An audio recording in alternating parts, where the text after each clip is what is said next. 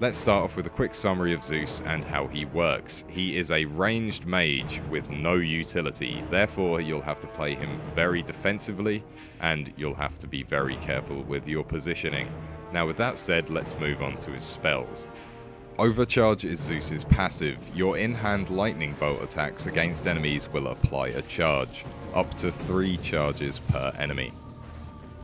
In the spell slot number 1, we have Chain Lightning. Zeus fires a bolt of lightning that arcs between enemies, arcing 1, 2, 3, 4 or 5 times depending on the level, doing increased damage each time and applying a charge.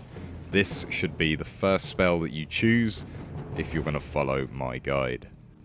Aegis Shield is Zeus's only defensive spell. It grants him magical and physical protection, increases his speed by 20% and makes him immune to slows for the duration.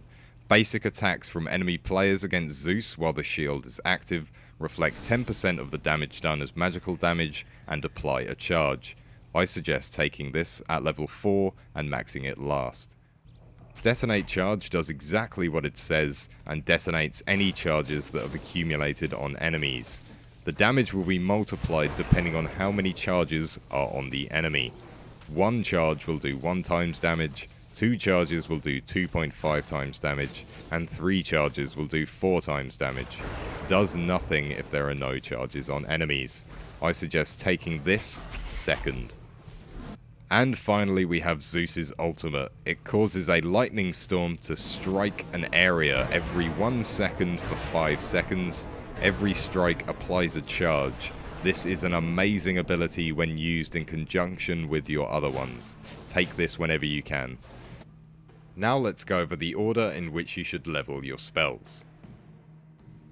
Take Chain Lightning at level 1 due to its low mana cost and early game harass capability. Max this at the same time as Detonate Charge.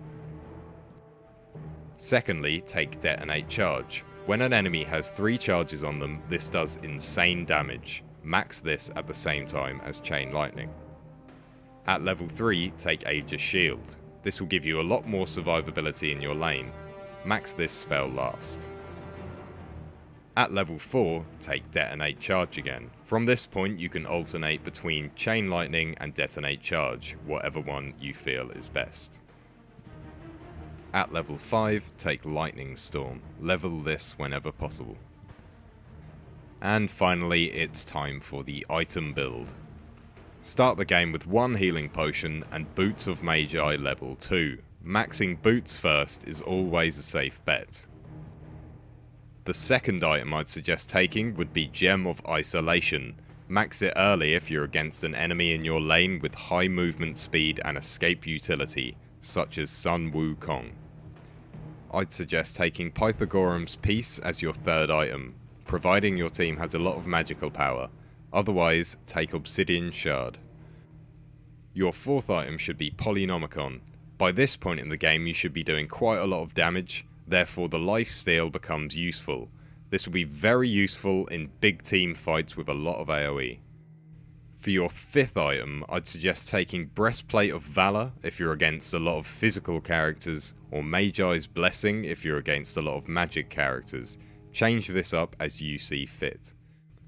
Your sixth and final item should be an expensive one. Check what you're against and what you need. Make your choices from there. There is no perfect item build in Smite, so remember, you're still going to have to use your common sense to get you through. So good luck playing Zeus, the god of the sky.